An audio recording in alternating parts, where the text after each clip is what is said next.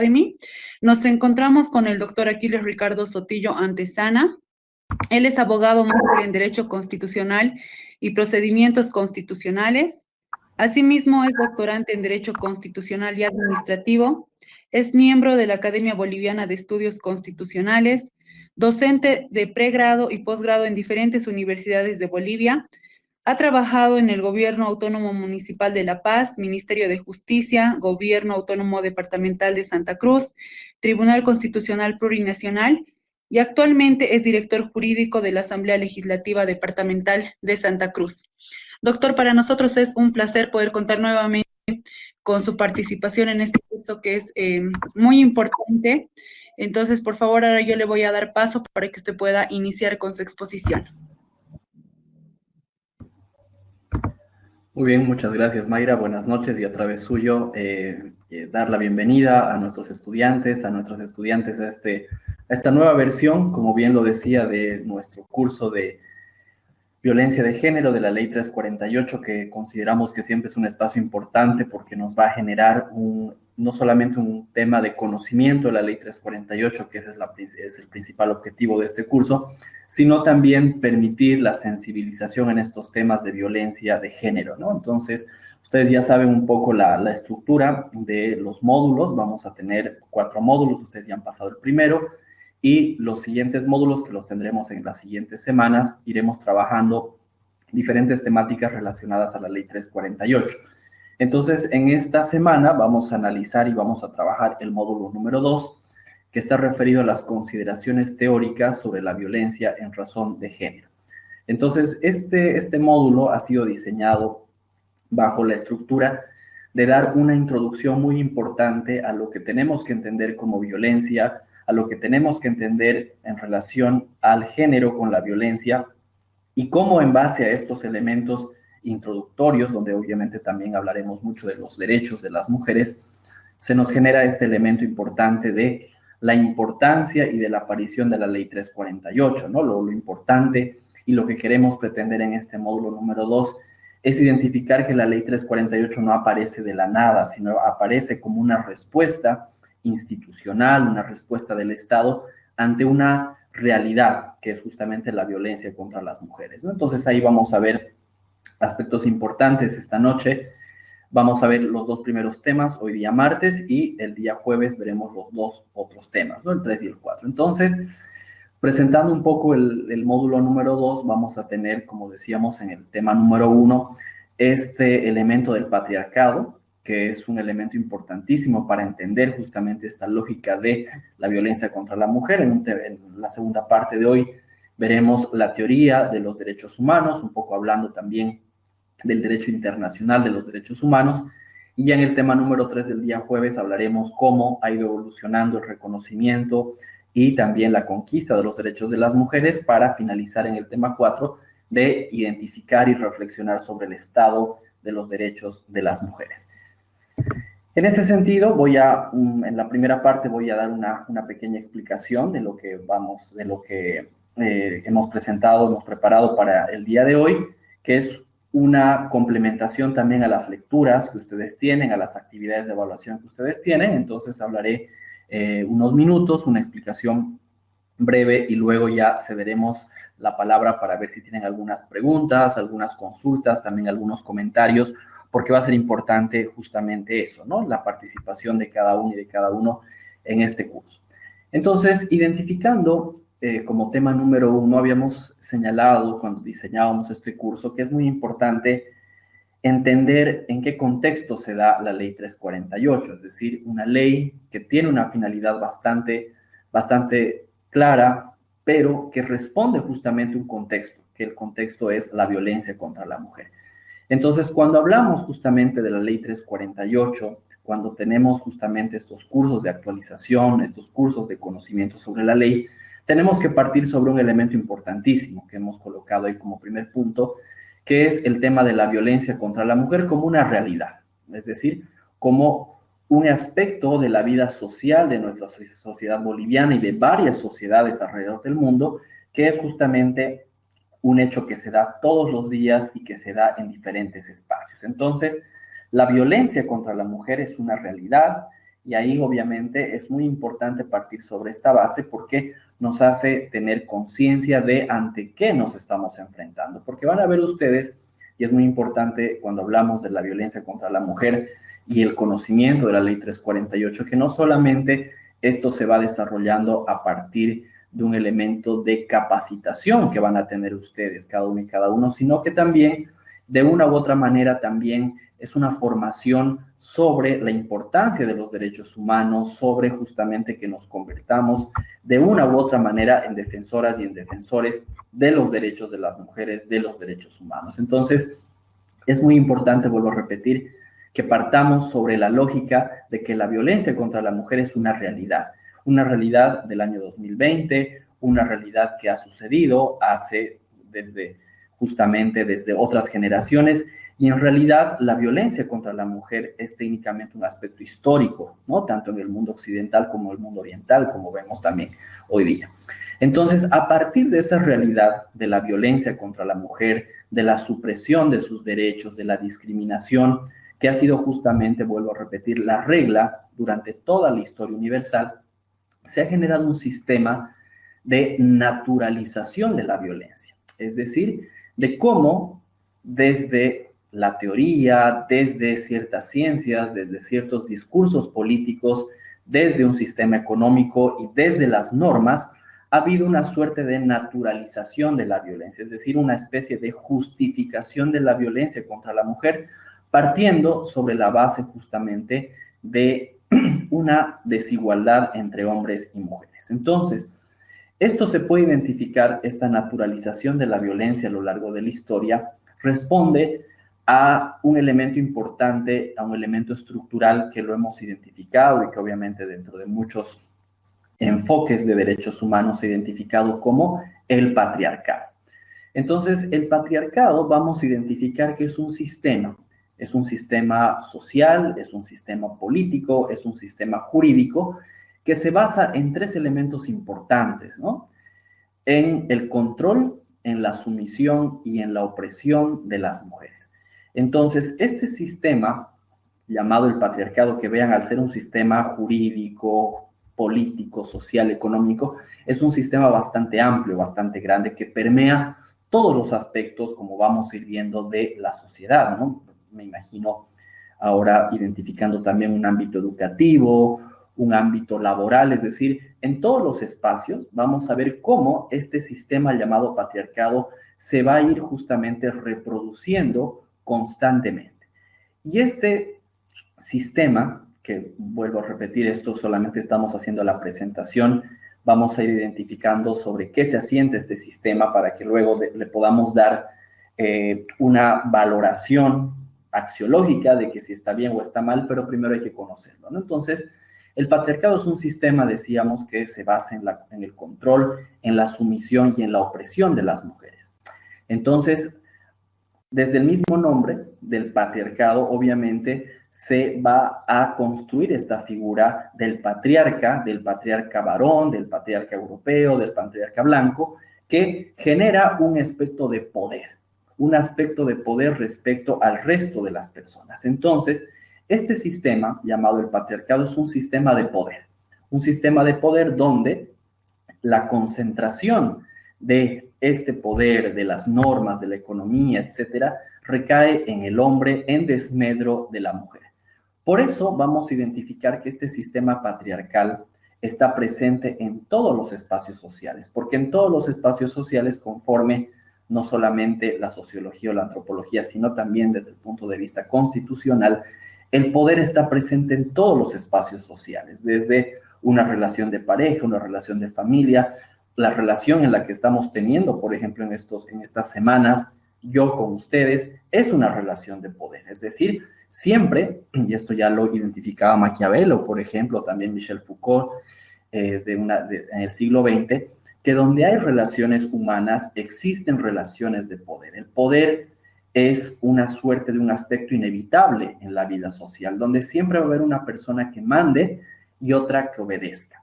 Entonces, esta justificación del ejercicio del poder del varón en desmedro de la mujer lo vamos a conocer como el patriarcado, como el sistema patriarcal. que se basa justamente en eso, ¿no? En el reconocimiento de una estructura de poder del hombre en desmedro de los derechos de la mujer. Por eso vamos a identificar que cuando analizamos también, y sobre esto se ha escrito mucho, el tema del patriarcado, podemos identificar dos vectores muy importantes al respecto. Un vector de la desigualdad y un aspecto como segundo vector de la violencia. Antes, como vamos a ir viendo más adelante con el nacimiento de la teoría de los derechos humanos en 1948, obviamente los aspectos importantes de la igualdad ya se habían situado en el mundo occidental a partir de la Revolución Inglesa, de la Revolución Americana, pero principalmente de la Revolución Francesa de 1789, donde se hablaba justamente de esta igualdad, no esta igualdad justamente fáctica, sino una igualdad jurídica, donde todas las personas tengan la misma protección de la ley. Sin embargo, en el trabajo de la Revolución Francesa, todavía el espacio de las mujeres como sujetas de derecho todavía no se había consolidado. Esto recién se va a dar justamente a partir, como veremos más adelante, del movimiento sufragista de inicios del siglo XX.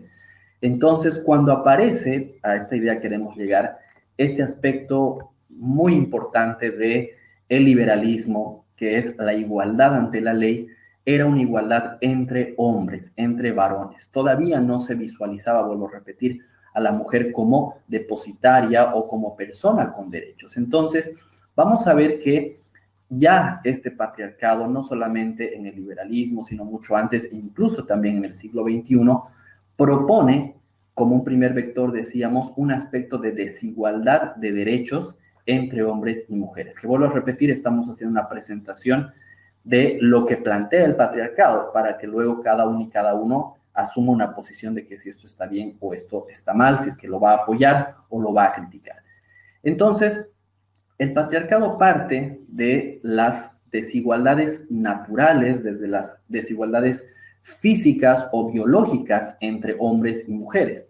Y no solamente estamos, y ahí no solamente hacemos aspectos del sexo, sino también del género, como vamos a ver también más adelante. Entonces, el patriarcado plantea que obviamente, al no ser iguales biológicamente, físicamente, entre otros aspectos, los hombres y las mujeres, obviamente también el tema de la igualdad ante la ley es un tema debatible. ¿Por qué? Porque obviamente ciertos derechos que cumplen o que tienen los varones no necesariamente lo tienen que tener las mujeres. Y voy a hacer énfasis, para no entrar a otros temas un poco más complejos o más polémicos, con el tema del derecho al voto.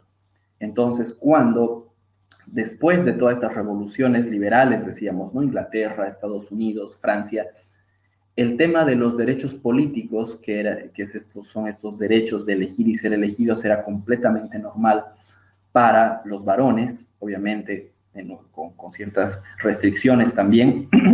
Era impensado que el tema del sufragio, que el tema del voto, tanto activo como pasivo, pueda ser derechos de las mujeres. Entonces vean que el patriarcado siempre plantea en diferentes aspectos este tema de la desigualdad biológica que tiene una consecuencia en la desigualdad entre los derechos. Por eso, ya van a estar viendo ustedes que un aspecto importante de los derechos humanos es la igualdad, es la universalidad.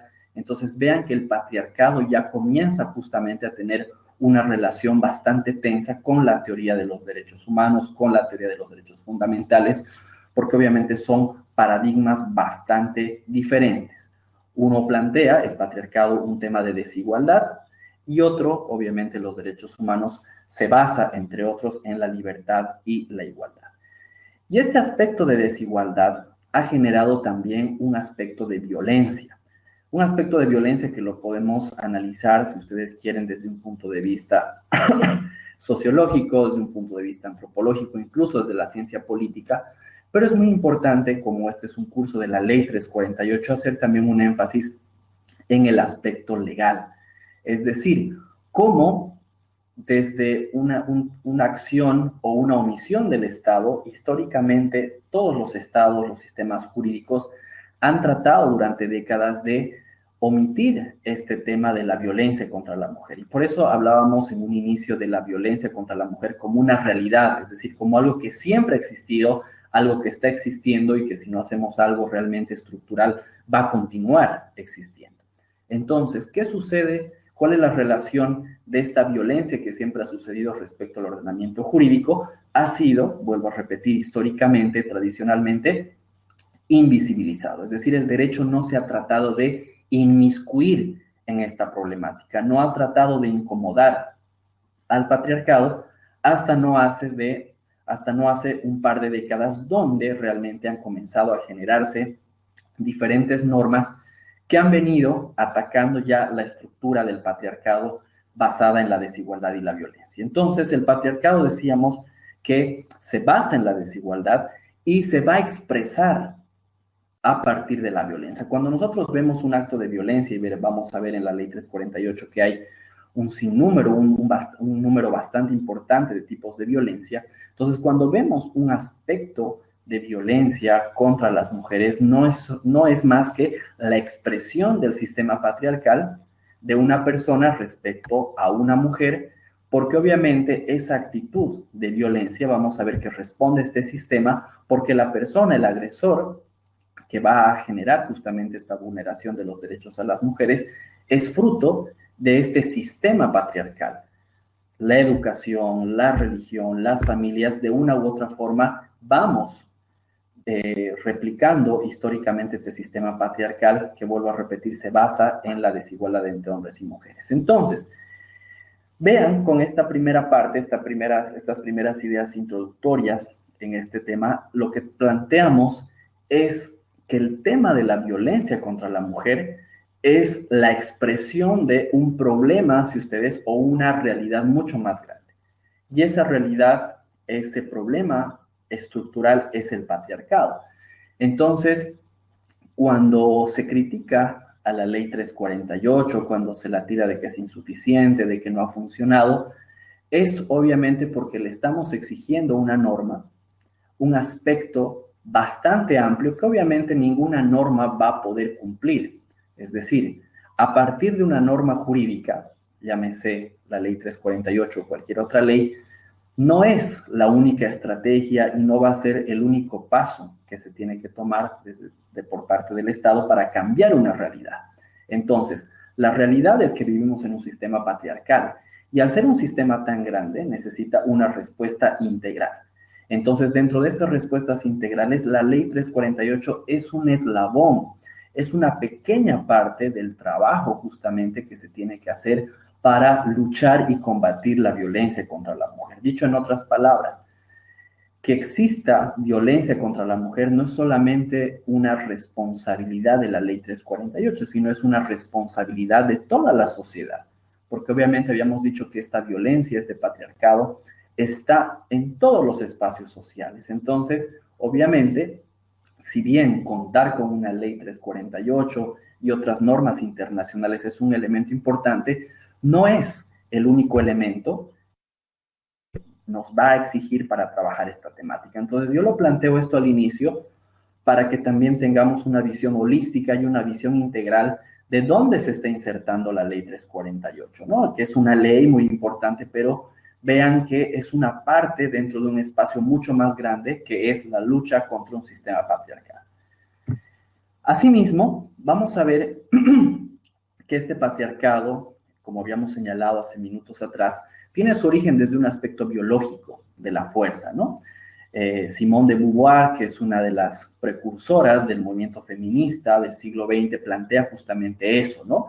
Que a partir de esta construcción del cazador, de la persona, del varón como proveedor en las sociedades primitivas de alimento, de protección, se ha generado justamente esta similitud entre la fuerza y el género masculino, ¿no? Los varones. Entonces, ahí se ha ido generando justamente de que la fuerza física, la fuerza biológica reside en los varones.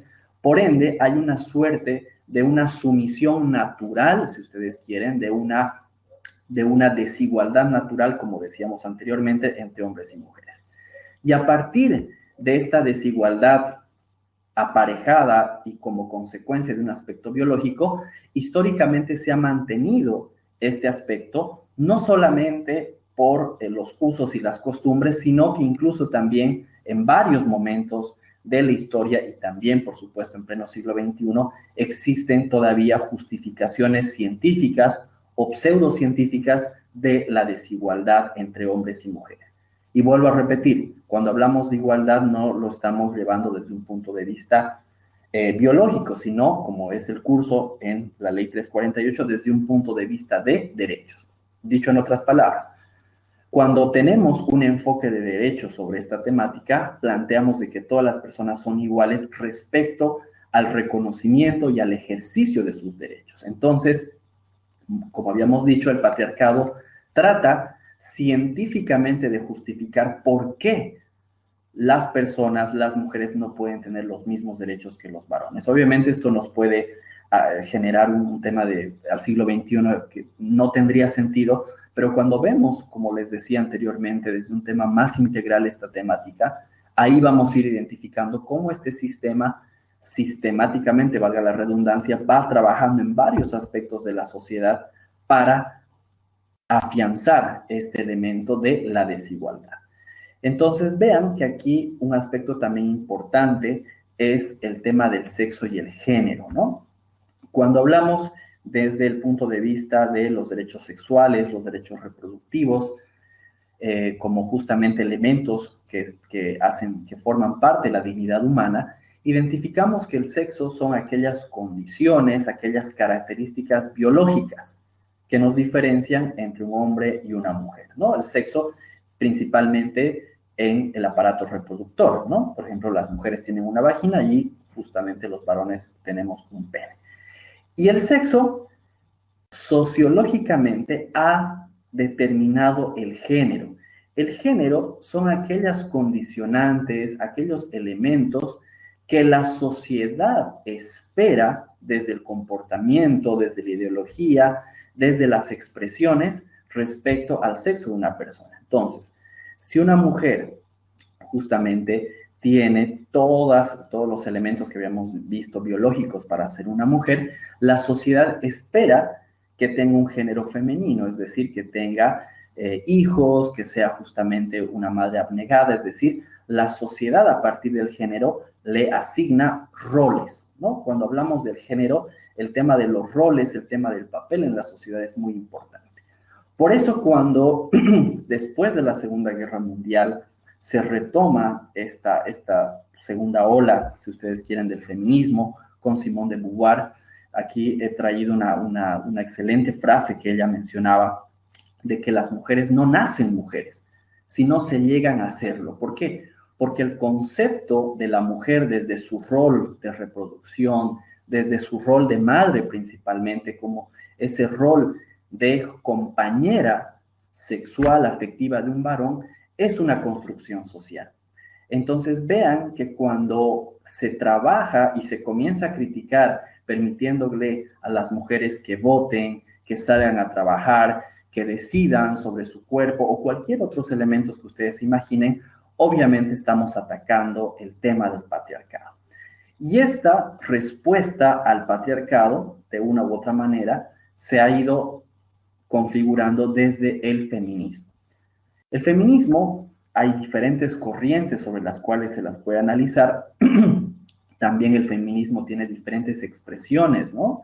Tiene diferentes corrientes, decíamos, diferentes autoras, diferentes justamente visiones sobre el feminismo, pero un poco sistematizando, porque obviamente tampoco es la intención de este curso, podemos identificar que el feminismo plantea la igualdad de derechos entre hombres y mujeres, ¿no? Entonces, esa es la punta de lanza sobre la cual trabaja el feminismo y que obviamente en las expresiones ya habrán diferentes formas de cómo se consigue eso, ¿no? Entonces, vean que por un lado tenemos el patriarcado, que plantea esta desigualdad natural entre hombres y mujeres, y tenemos al feminismo que plantea esta igualdad de derechos entre hombres, entre mujeres, y también incluyendo a todo el resto de orientaciones sexuales e identidades de género, ¿no? Que también es algo que no tenemos que perder en cuenta. Entonces, vean que en estas dos primeras diapositivas, en este primer tema, planteamos que existen dos figuras o dos visiones respecto al tema de los derechos de la mujer.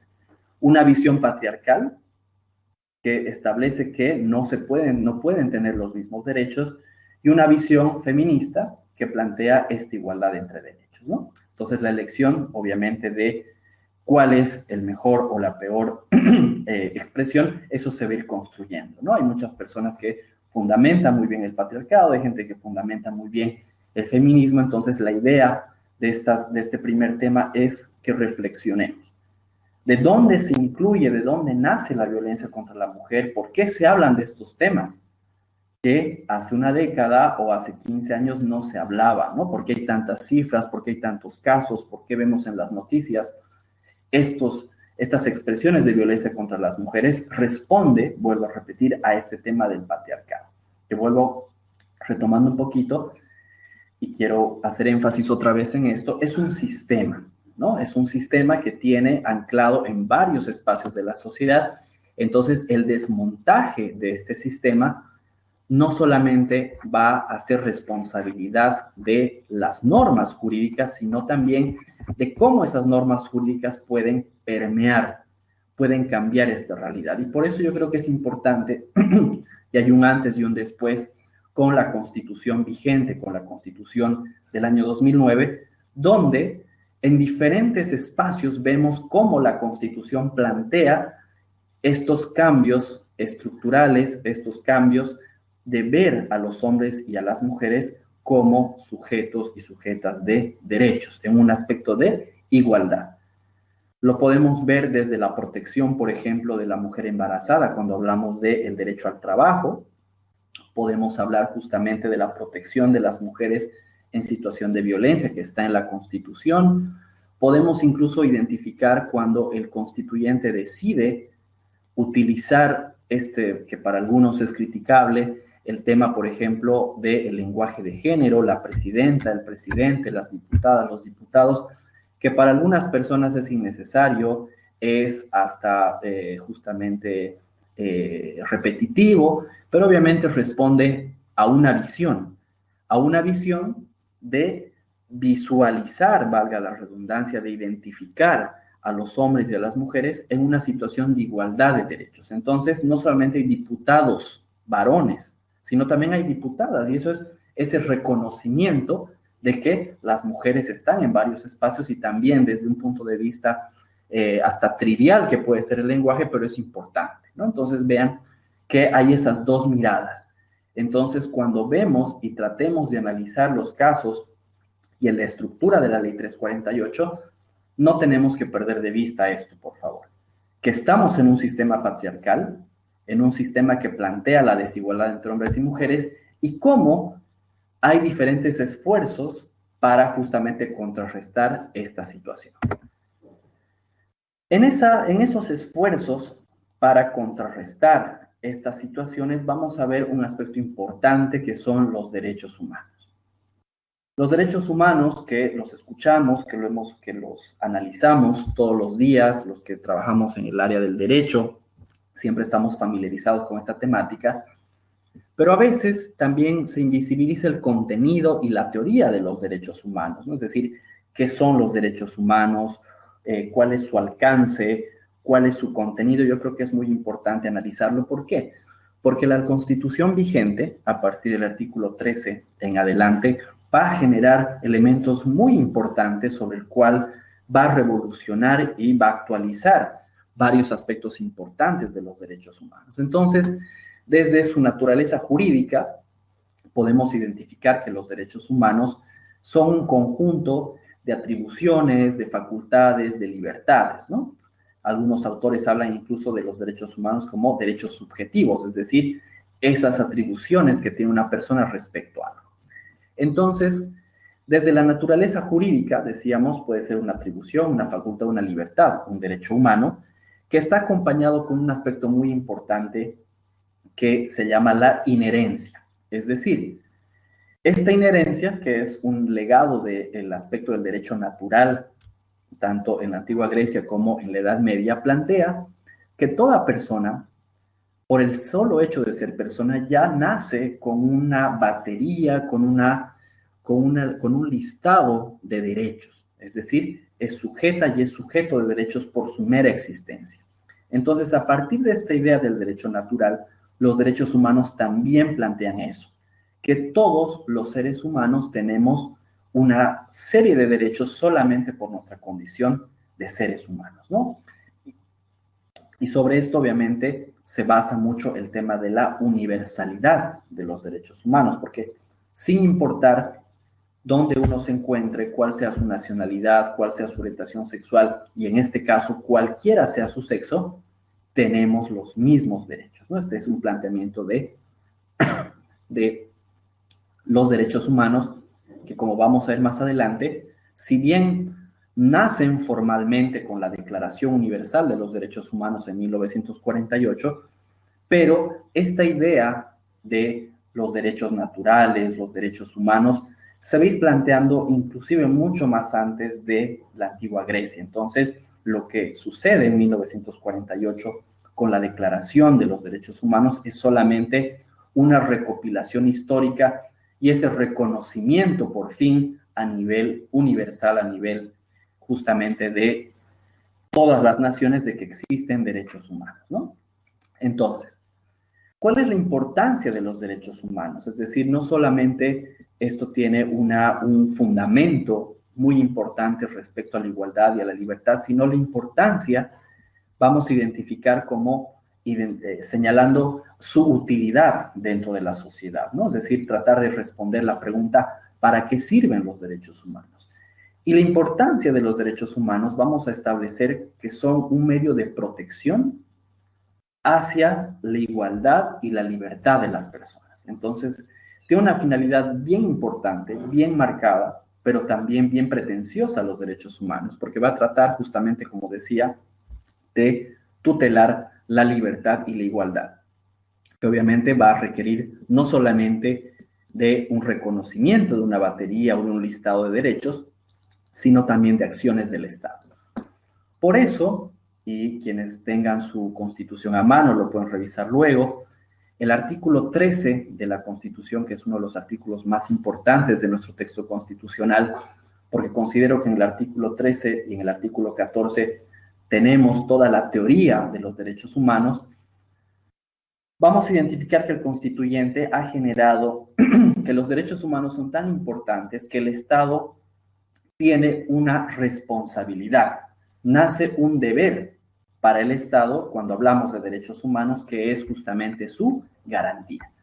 Entonces vemos que el principal garante de los derechos humanos son los estados. Por eso cuando existe una vulneración de los derechos humanos, cuando queremos el reconocimiento de los derechos humanos, no acudimos, no solicitamos, no exigimos esta situación en particular, sino lo hacemos al Estado. ¿Por qué? Porque la Constitución establece que el Estado no solamente tiene que reconocer un listado de derechos humanos a partir de la Constitución, como tenemos un catálogo de derechos, sino además de este reconocimiento, lo que tiene que hacer el Estado es proteger, ser el garante.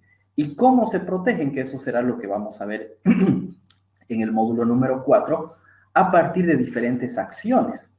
Es decir, ¿qué sucede cuando hay un caso de violencia contra la mujer?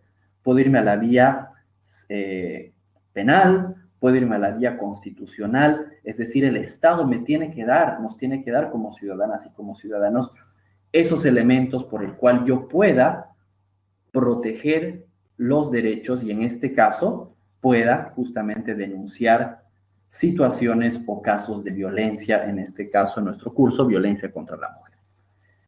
El artículo 13, además de identificar cuál es el papel del Estado respecto a los derechos, va a generar un listado muy importante de las características de los derechos humanos que los vamos a identificar como cinco principales características de estos derechos en nuestro sistema boliviano, que obviamente también lo identificamos en el sistema universal. Establece la Constitución que los derechos, vuelvo a repetir, estoy en el artículo 13, son universales, que esto está vinculado con el parágrafo primero del artículo 14, es decir, que todas las personas, por el solo hecho de ser personas, ya somos titulares de derechos humanos, no importando dónde hemos nacido, no importando ninguna condición, y por eso ahí está la cláusula, por ejemplo, cuando hablamos de la universalidad, estamos hablando de la imposibilidad de la discriminación. ¿Qué es la discriminación? La restricción de derechos. Entonces, cuando hablamos de que los derechos son universales, indirectamente, y en este caso directamente, porque en el artículo 14 está la cláusula en contra de la discriminación, se prohíbe que existan normas, que existan políticas públicas, que existan acciones que vayan a buscar justamente esta restricción de los derechos humanos. Segundo, habla sobre la indivisibilidad de los derechos humanos. Se refiere al ejercicio de estos derechos, es decir, que el ejercicio de los derechos humanos es constante, es continuo, no es parcelado, no es dividido. No es que hoy tengo derecho a la vivienda y mañana no. No es que hoy tengo derecho a la libertad de expresión y mañana no. La indivisibilidad de los derechos humanos hace referencia a que la titularidad y el ejercicio de estos derechos se den en todo momento y en todo lugar. Ahí podríamos también, cada característica, como ustedes van a ir identificando y reflexionando, puede y apareja muchos elementos de conflictividad o justamente de dificultad en su ejercicio, porque obviamente en la indivisibilidad, por ejemplo, si estamos diciendo de que todas las personas tenemos los mismos derechos en todo momento y en todo lugar, ¿qué sucede, por ejemplo, con el tema de la migración, con el tema justamente de otros ordenamientos jurídicos que no son tan proclives a los derechos humanos? Entonces vean que siempre hay elementos para discutir, para debatir, porque obviamente esto no está escrito en piedra y es una construcción, ¿no? Tercer aspecto importante de las características de los derechos humanos son que son interdependientes. Esto implica que tenemos que entender a los derechos humanos como un sistema normativo, es decir, como un sistema donde cada parte juega un papel muy importante dentro de estos derechos humanos. Es decir, que no podemos hablar de un derecho, imagínense el derecho a la salud, sin hablar del derecho a la vida. No podemos hablar del derecho a la libertad de locomoción de una persona sin hablar de su derecho al debido proceso. Es decir, cuando la Constitución nos dice que los derechos en Bolivia son interdependientes, se refiere a que el ejercicio de un derecho siempre está vinculado con otro. Y, por otro lado, la vulneración de un derecho va a implicar también la vulneración de otros derechos. Entonces, por eso va a ser muy importante cuando veamos en el módulo número 4 qué hacer, responder a esta pregunta de qué hago, qué hacemos cuando existe una situación de violencia.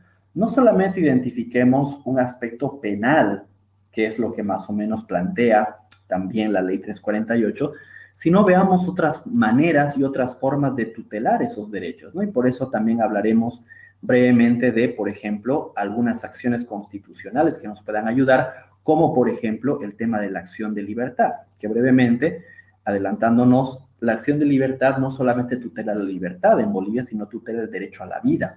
Entonces vamos a ver cómo podemos vincular ese derecho a la vida de esta mujer, de estos menores que están siendo víctimas de violencia respecto a su derecho a la vida, ¿no? Entonces vean que hablar de la interdependencia, de hablar de los derechos como un sistema, nos abre muchas puertas muy interesantes para la defensa de los derechos, porque ustedes ya se van a ir dando cuenta que cuando hablamos de derechos humanos existen como dos grandes momentos.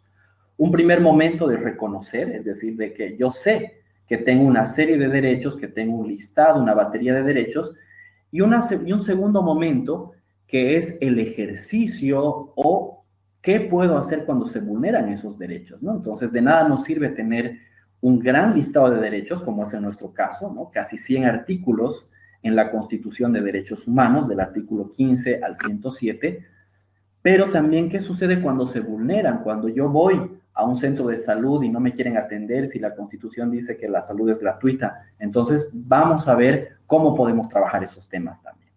Un cuarto elemento importante es la inviolabilidad de los derechos humanos, donde acá este planteamiento constitucional hace referencia a que no solamente la vulneración o la violación de un derecho la va a realizar el Estado, sino también a partir de la doctrina alemana de los derechos humanos de 1990 en adelante, plantea de que también los particulares podemos restringir, amenazar o vulnerar derechos fundamentales, derechos humanos. Entonces vean que es muy importante ese aspecto.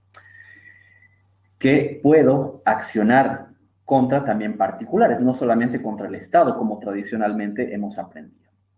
Y una última característica que es muy importante es la progresividad de los derechos humanos, que está relacionado a dos elementos también muy importantes. El primero se refiere a que el Estado tiene que garantizar más y mejores derechos a la población conforme el avance de la sociedad. Es decir, si antes los derechos más importantes eran solamente los derechos civiles, como puede ser la vida y el derecho a la libertad, la misma sociedad ha ido avanzando y ha ido adicionando más derechos, ¿no? Luego vienen los derechos económicos, los derechos sociales, luego vienen los derechos colectivos, el medio ambiente. Entonces vean que cuando hablamos de la progresividad nos está diciendo que el Estado tiene que reconocer más y mejores derechos. En algún momento tendremos que debatir en Bolivia el tema, por ejemplo, de el uso recreativo de la marihuana, el tema de la eutanasia, el tema del derecho a formar una familia por personas del mismo sexo, el tema del aborto. Entonces, temas que están ahí, que son realidades sociales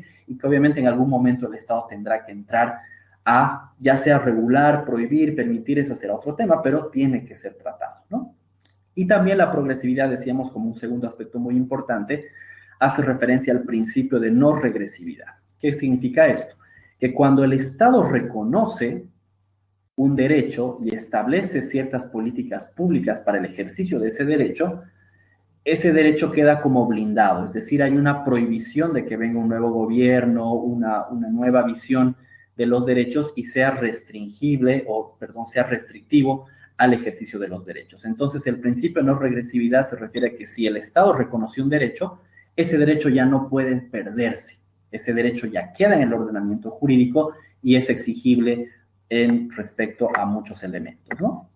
Y ahí podemos dar muchos ejemplos de aspectos políticos, por ejemplo, en muchos países latinoamericanos donde ha habido un cambio de gobiernos, entre comillas, progresistas respecto a los derechos y luego vienen gobiernos un poco más conservadores, pero que al final del día el tema de los derechos es como que queda ahí, ¿no? Más allá de los discursos, vemos que no hay una restricción como tal, ¿no? De los derechos. Otro elemento importante para ir finalizando estas ideas sobre los derechos humanos es dónde encontramos a este catálogo de derechos humanos. Vamos a ver que dentro de la teoría constitucional, dentro de la teoría de las funciones de la Constitución, el responder esta pregunta importante de ¿para qué nos sirve la Constitución? Tenemos dos grandes visiones o dos grandes funciones del texto constitucional. Por un lado, obviamente, toda Constitución está dirigida a limitar el poder de los gobernantes, limitar el poder de la persona que está detentando justamente este poder político. ¿Por qué? Porque históricamente los gobernantes tienden a abusar de su poder. Entonces la Constitución aparece como un elemento que legitima y restringe el abuso del poder de los gobernantes. Pero por otro lado, la Constitución también tiene una misión muy importante de reconocer derechos a las personas a partir de un catálogo de derechos. Entonces, ¿dónde encontramos los derechos humanos? Obviamente en el catálogo de derechos de la Constitución. En Bolivia, yo les ya comentaba, tenemos un catálogo muy amplio de derechos, uno de los más amplios del mundo, que abarca, yo les decía, desde el artículo 15 al artículo 107, además de la cláusula abierta de los derechos humanos presente en el parágrafo segundo del artículo 13, que nos establece que el listado que encontramos, es decir, este listado del artículo 15 al 107 de los derechos humanos, no es un listado cerrado, sino es un listado base porque se puede adicionar más y mejores derechos. Y por otro lado, como en Bolivia hemos reconocido constitucionalmente ya en la Constitución del año 2009, sin perjuicio que el Tribunal Constitucional ya también hablaba de estos temas desde inicios del siglo XXI, del bloque de constitucionalidad. El bloque de constitucionalidad es una teoría del derecho constitucional que establece que hay otras normas que no son la Constitución, pero que tienen la misma importancia que la Constitución. Entonces, en Bolivia, los tratados en derechos humanos, que han sido ratificados por el país, tienen la misma importancia que la Constitución. Entonces vamos a ver que todos estos tratados en derechos humanos también contienen una serie de derechos que también son parte y forman parte de nuestro catálogo constitucional de derechos, y que lo importante es que también podemos exigirlos justamente ante juzgados, ante tribunales, y un elemento de la exigibilidad. Entonces, todo esto cerramos estableciendo cuál es la importancia de los derechos humanos. La importancia de los derechos humanos va a ser que nos permite materializar dos aspectos importantes: la libertad de las personas, la igualdad de las personas, y además, como un tercer vector, si ustedes quieren, de los derechos humanos respecto a su importancia, es consolidar un sistema de gobierno democrático. Es decir, mientras más reconocimiento haya de los derechos humanos, mientras las personas puedan exigir, puedan materializar de mejor manera esos derechos humanos, una sociedad será más democrática. Porque la democracia no solamente se tiene que restringir en un aspecto del voto, de los derechos políticos, sino de entender que la democracia implica un sistema de gobierno que permite a todas las personas ejercer todos sus derechos sin limitaciones, sin discriminación, sin exclusiones, ¿no? Entonces vean que esa es la importancia. Por eso, en sistemas que no son democráticos, porque obviamente en el mundo existen varios sistemas de gobierno donde, por ejemplo, puede haber una dictadura, puede haber una aristocracia, puede haber justamente otros sistemas de gobierno. Obviamente los derechos humanos no serán tan relevantes en esos sistemas de gobierno, pero si tenemos un Estado que se reconoce como democrático, obviamente que está planteando de que los derechos humanos son un aspecto muy importante. Entonces vean que quienes trabajamos de una u otra manera en este tema de los derechos humanos, como activistas, como constructores de normas, como servidores públicos, como docentes, estamos justamente trabajando no solamente porque creemos en estos derechos humanos, sino porque también creemos en que la democracia es uno de los mejores, sino por decir el mejor sistema que la sociedad ha creado. Quizás haya mejores, que quizás en un par de años los vamos a construir, pero obviamente vean que la democracia nos genera estos sistemas no solamente de vivir en paz y en libertad, sino de vivir a partir del respeto de los derechos humanos de todas las personas, ¿no? Entonces es un aspecto importante. Finalmente, para terminar estas ideas de esta noche, vamos a identificar que todos los aspectos que hablábamos anteriormente de la teoría de los derechos humanos, obviamente hay materias, hay maestrías sobre los derechos humanos y podemos hablar toda la noche, pero hemos tratado de condensar en una sola diapositiva la naturaleza jurídica, los alcances, dónde se encuentran y cuál es la importancia de los derechos humanos. Y quiero terminar con un aspecto importante desde el contexto y la evolución histórica de estos derechos humanos, que se pueden identificar en 4 momentos muy importantes, ¿no? Si bien yo les había comentado que hay varios antecedentes muy importantes de los derechos humanos, como puede ser, por ejemplo, el cilindro de Ciro, el Código Hammurabi, la misma ley de las 12 tablas, la teoría de los derechos naturales en la antigua Grecia, la Carta Magna de 1215, The Bill of Rights de 1787, 1767 en Inglaterra, y varios aspectos importantes. Considero, y muchos libros también así lo plantean, de que el nacimiento histórico como tal de los derechos humanos, como una rama del derecho, como una situación de objeto de estudio, se da con el reconocimiento de la Declaración Universal de los Derechos Humanos de 1948. A partir de la Segunda Guerra Mundial, a partir de todos los vejámenes de la dignidad humana realizados por el régimen nazi, la humanidad necesitaba de una norma que plantee los estándares mínimos de la dignidad humana. Y por eso es tan importante esta declaración de 1948, porque es a partir de la cual se va a generar toda la teoría y todo el sistema jurídico de los derechos humanos, ¿no? Obviamente desde la sociología, desde la antropología, ya se había trabajado el tema de la dignidad humana, de los derechos, de la igualdad, pero jurídicamente hablando, es a partir de esta norma de 1948 que se va a generar justamente este nacimiento de los derechos humanos tal como lo conocemos ahora. Ahora bien, esta declaración, como su nombre bien señala, y quienes son colegas abogados recordarán que una declaración en el derecho internacional no es exigible. ¿no? Porque es una declaración, está solamente haciendo mención de algo.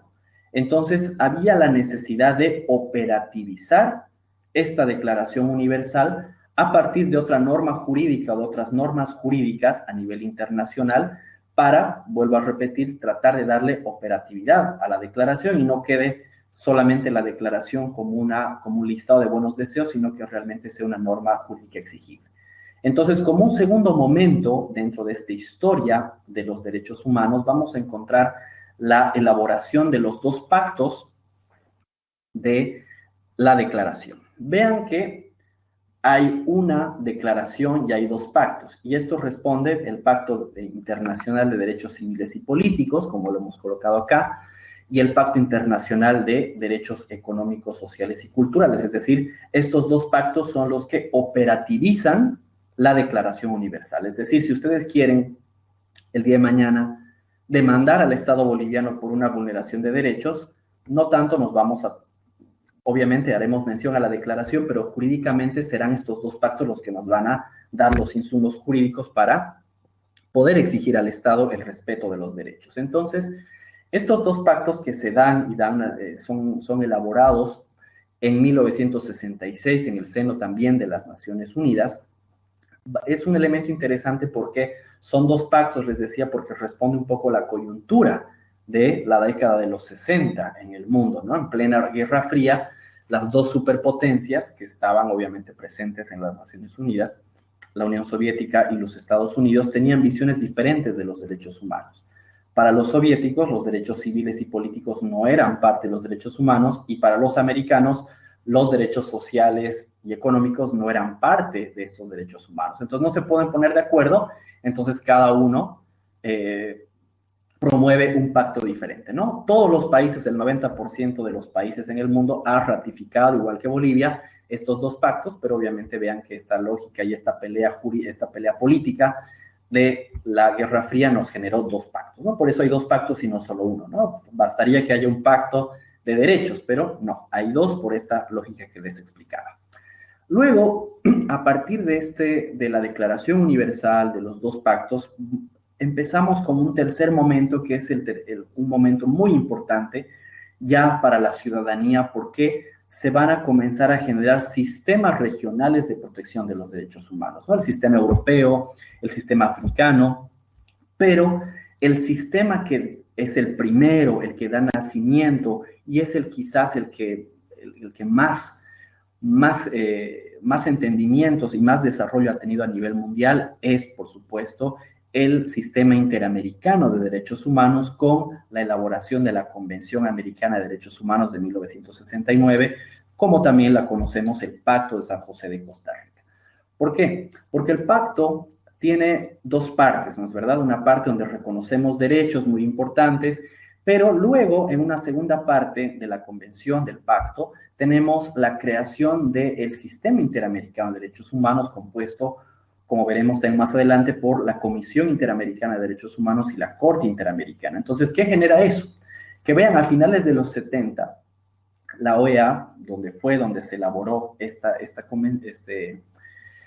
pacto de San José de Costa Rica, genera un elemento de un tribunal, como es la Corte Interamericana, donde las personas puedan acudir para solicitar la tutela de sus derechos. Y eso es un elemento importante, porque tenemos un sistema de protección internacional que no solamente son de normas, sino que son mecanismos, órganos, procedimientos que las personas pueden acudir, ¿no? Entonces, es un elemento importante. Y vean que fue tan importante que el sistema europeo y el sistema africano de derechos humanos nacen a partir de la experiencia que hemos tenido en América con nuestro sistema interamericano, ¿no? Que obviamente tiene muchas críticas, como todo, pero siempre se puede ir mejorando, pero vean que es un aspecto muy importante. Y un cuarto elemento que se va a ir dando dentro de este devenir histórico de los derechos humanos es quizás desde el convenio 169 de la OIT y otras normas también muy importantes, de comenzar a reconocer normas específicas para sectores específicos. Es decir, No solamente tenemos un reconocimiento universal, no solamente tenemos 2 pactos importantes, no solamente tenemos sistemas regionales, sino que también los derechos humanos a nivel internacional se van a ir desarrollando a partir de normas específicas, es decir, una norma específica para los niños, las niñas y adolescentes.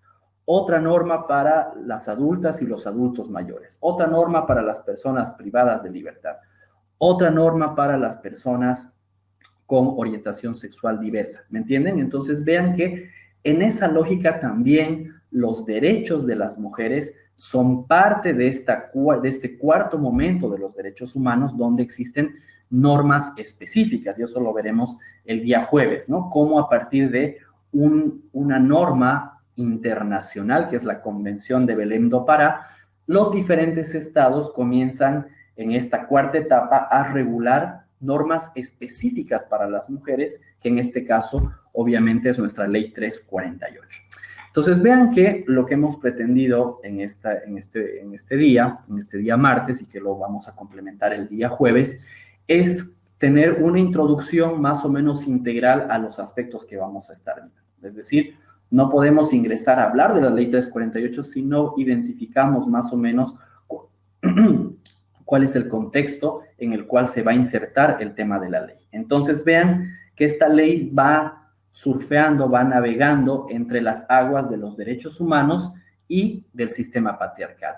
Y vamos a ver cómo esta relación, esta tensión, perdón, entre los derechos humanos y el sistema patriarcal se va no solamente a expresar en el contenido de la ley, sino principalmente se va a expresar en el día a día de la aplicación de la ley, ¿no? Cuando vamos a la fiscalía, cuando vamos a la FELCB, etcétera, vamos a ver cómo esos 2 elementos, que son como unas fuerzas contrarias, interactúan, y por eso tenemos muchos avances, pero también tenemos muchos retos desde la aplicación de la Ley 348, que eso es lo que vamos a ver, vuelvo a repetir, durante los siguientes encuentros que tengamos con ustedes. Muy bien, entonces, hasta aquí mi participación de solamente hacer una breve mención de estos primeros temas, y bueno, quedo abierto a cualquier consulta, cualquier duda, por favor.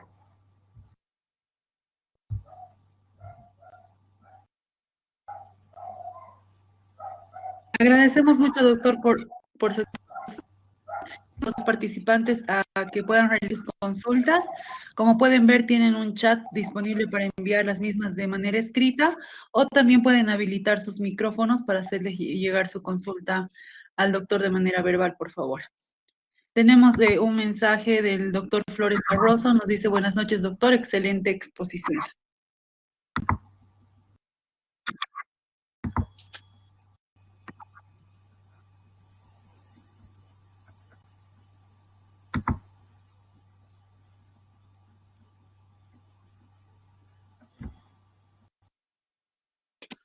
Tenemos una consulta, doctor, de parte del doctor Flores. Nos dice: tengo una consulta. La situación golpeó de gran manera al mundo entero, la cual nos llevó a permanecer en cuarentena. Parece ser que aumentó los casos de violencia de género y de la mano los feminicidios. ¿Usted considera que estos actos son originados por el patriarcado? ¿Y cómo trata la ley a la violencia de género? Excelente, gracias Justino por la pregunta, ya me ven. Hay una investigación, yo les he pasado un paper muy importante de ONU Mujeres sobre el tema de los derechos de la mujer y todo eso. ONU Mujeres es un organismo de las Naciones Unidas que trabaja sobre el tema del empoderamiento y el ejercicio de los derechos de las mujeres. Entonces, aparte de asesorar en políticas públicas, aparte de ser parte de medidas legislativas en todos los estados, los sistemas, los organismos de las Naciones Unidas generalmente hacen estudios, ¿no?, sobre el ejercicio de los derechos. Entonces, hay un material bien interesante en la página de ONU Mujeres que habla sobre el tema de los derechos de la mujer en la pandemia o durante la cuarentena. Entonces, esta situación que obviamente nadie la había planificado hace un año o hace meses atrás, que es justamente estar en cuarentena, ha generado, como bien lo señala Justino, un incremento de los casos de la violencia.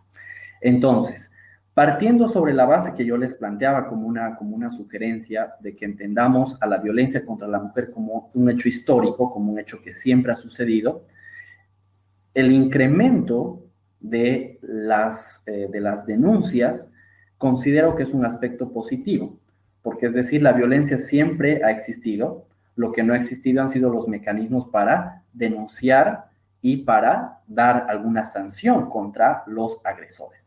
Entonces, esta situación, por supuesto, de la violencia contra la mujer, habíamos dicho que es una expresión del patriarcado, que es algo justamente a la cual se expresa el patriarcado. Entonces, esa situación de violencia contra la mujer trata de ser trabajada de una manera inicial, de una manera preliminar por la Ley 348, generando un sistema de protección, como lo vamos a ver la siguiente semana, un sistema de protección a la víctima y un sistema de sanción al agresor, ¿no? Entonces, vean que en estos dos sistemas de protección y de sanción, la Ley 348 va trabajando en disminuir los casos, pero considero, y eso es una posición obviamente personal, que el incremento de casos, el incremento de denuncias es algo positivo, porque se está visibilizando aspectos importantes. Hay muchos estudios desde la psicología en el aspecto de la violencia contra la mujer, de cuánto le cuesta a una mujer víctima de violencia hacer la denuncia, por diferentes aspectos que pueden venir desde lo afectivo, desde lo social, desde lo cultural. Entonces, cuando una persona, cuando una mujer hace la denuncia, es un aspecto importante. Y ahí, cuando ya hace la denuncia, empieza la responsabilidad del Estado de procurar o darle una solución institucional, una solución estatal a esa denuncia, que eso es, digamos, uno de los cuellos de botella que se está teniendo ahora con la Ley 348, adelantándonos un poco, que hay muchas denuncias, pero pocos procesos finalizados, ¿no? Entonces, ¿de qué nos sirve tener un sistema o no haber consolidado un sistema porque todavía no existe justamente esa respuesta institucional por parte? Y ahí veremos justamente cómo la ley va a ir trabajando estos temas, cuáles son las herramientas que se les da, que a veces se desconocen, para que ustedes también puedan replicar estos elementos en los casos que vayan a haber, por supuesto, de violencia. Perfecto, doctor. Muchas gracias por la respuesta. No sé si alguno de los participantes...